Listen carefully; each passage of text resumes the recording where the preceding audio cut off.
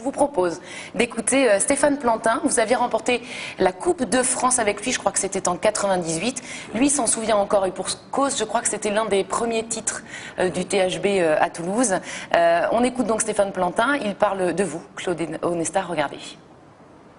Le rôle de Claude est vraiment un rôle de manager, c'est-à-dire que c'est un meneur d'hommes réellement, c'est-à-dire qu'on n'a pas grand-chose à apprendre à ces meilleurs joueurs du monde, mais là il faut les recadrer sur un objectif et les recentrer pour qu'ils atteignent cet objectif. Donc il ne faut pas qu'ils sortent des limites de ce qu'on souhaite obtenir. Claude, je pense que c'est un humain avant tout, donc à partir du moment où il fait passer son cœur et qu'il parle avec ses tripes, c'est le langage que connaît le sportif de haut niveau qui se met tout nu sur le terrain. Donc il a besoin d'avoir un cadre référent qui soit honnête et droit, donc Onesta.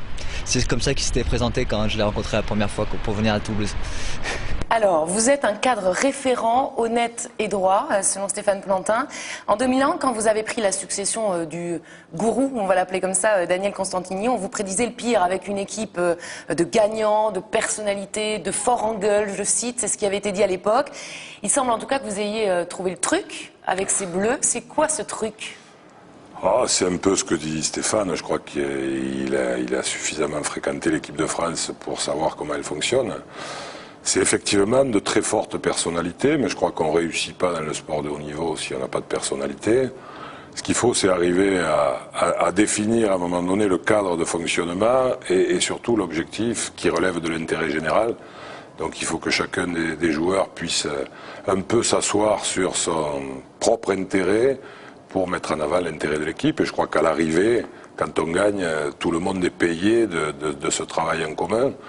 Donc effectivement, je suis beaucoup plus utile à l'équipe dans cette dimension de relations humaines, de gestion et de coaching que véritablement sur des éléments de technique ou de tactique.